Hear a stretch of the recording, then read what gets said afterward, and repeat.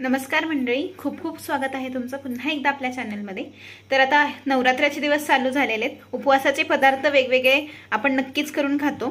तर रोजच्या खिचडीपासून किंवा रोजच्या भगर आमटीपासून आज थोडंसं वेगळं म्हणजेच ही आंबट गोड तिखट अशी चटपटीत आपण भगर करणार आहोत, ती पण फोडणीची। तर त्यासाठी इथे 1 वाटी आपण वरीचं तांदूळ घेतलेलं आहे आणि हे तांदूळ जे आहे ते कढईत घालून थोडंसं गरम करून घ्यायचं, म्हणजे अगदीच भाजून घ्यायचं नाहीये, थोडंसं गरम करायचं जेणेकरून तांदूळ जे आहे ते हलकं होतं आणि पचायला खूप सोपं जातं। तर इथे गॅस आपण चालू करून घेतलाय। आता हे थोडं हलवूया, अगदी 2 ते 3 मिनिटच मोठ्या गॅसवरती थोडंसं हलवून घ्यायचं किंवा गरम करून घ्यायचं। आणि आता हे बंद करायचं आणि हे तांदूळ स्वच्छ धुवून घ्यायचं। तर तीच कढई आपण गरम करायला ठेवलेली आहे। हे वरीचे तांदूळ जे आहे ते स्वच्छ धुवून घेतले 2 ते 3 वेळा स्वच्छ पाण्यामध्ये। आता ही फोडणी जी आपण तुपात घालायची, त्यासाठी तूप घ्यायचंय। अगदी 1 ते 2 चमचे जरी तूप घेतलं तरी खूप होतं। तर इथे तूप गरम झालेलं आपलं, तर याच्यात 4च लवंगा ज्या आहेत त्या अख्ख्या टाकायचं। त्याआधी सर्वप्रथम रेसिपीकडे जाण्याआधी सर्वांना नवरात्रीच्या खूप खूप शुभेच्छा। नवरात्री जे आहे ते सुरू झालेले आहेत आणि नवरात्रीत 9 दिवसाचे उपवास असतात। रोज काहीतरी नवीन खाण्याची इच्छा होते, पण सगळं सागर संगीत करत बसणं जमत नाही। त्यामुळे ही अगदी सोप्यात सोपी लगेच होणारी पण तेवढीच चवीला चांगली असणारी आपण बघणार आहोत फोडणीची भगर। तर इथे लवंग आपण तुपात टाकल्या होत्या, त्या व्यवस्थित गरम झालेल्या आहेत, अशा फुटलेल्या आहेत, तुम्ही बघू शकता। आता याच्यामध्ये बारीक चिरून घेतली मिरची ती टाकायची। बारीक चिरून न घेता तुम्ही मिक्सर मधून काढलीत वाटण त्याचं केलं तरीही चालेल।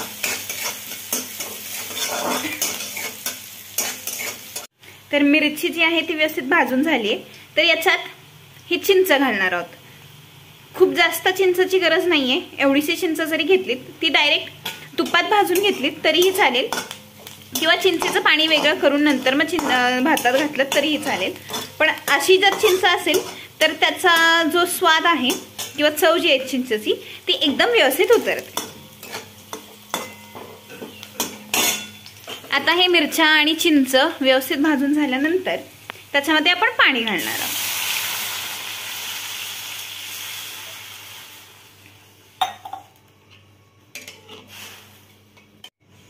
तर पुरेल असं पाणी घातलेलं आहे, शक्यतो तांदळाचा डबलच पाणी आपण घेतो। तर या पाण्याला थोडीशी उकळी आलेली आहे, तर याच्यामध्ये आपण हेच तांदूळ धुवून घेतलेले ते घालायचं।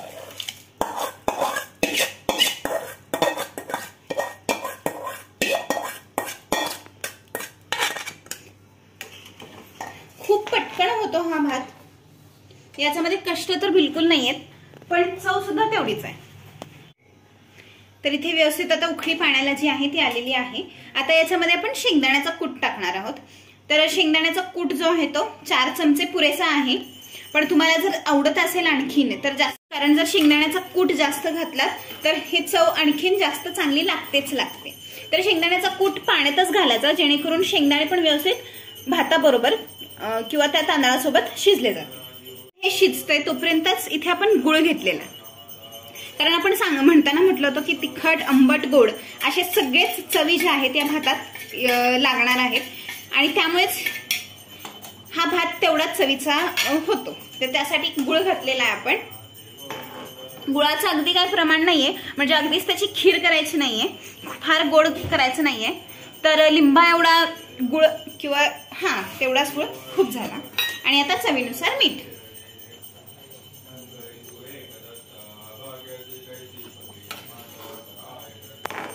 ज्या दिवशी आळस आला असेल, काही वेगळं करण्याची इच्छा नसेल, कारण उपवास म्हटलं तर पदार्थ खूप होतात, पण ते पदार्थ करायला तेवढेच कष्ट लागतात आणि तेवढाच वेळ लागतो। पण हे जे आहे हे 1 पॉट मील आहे, एकाच ह्याच्यामध्ये सहज होतं आणि करायलाही फार सोपं, आणि याशिवाय पोट सुद्धा नक्कीच भरतं। तर हे आहे आजचा आपला नवरात्रीचं ताट, उपवासाचं ताट। तर इथे ही भगर फोडणीची भगर म्हणा किंवा फोडणीचा वरीचा भात म्हणा, हे आपण केलेलं आहे। याच्यासोबत दह्याची वाटी, खजूर, ही आत्ताच केलेली नारळाची बर्फी आहे, ही सुद्धा खूप छान लागते आणि उपवासाच्या दिवशीही चालते। तर याची जर रेसिपी हवी असेल तर कमेंट करून नक्की कळवा। आणि केळी, हे झालं आपलं नवरात्रीच्या उपवासाचं ताट।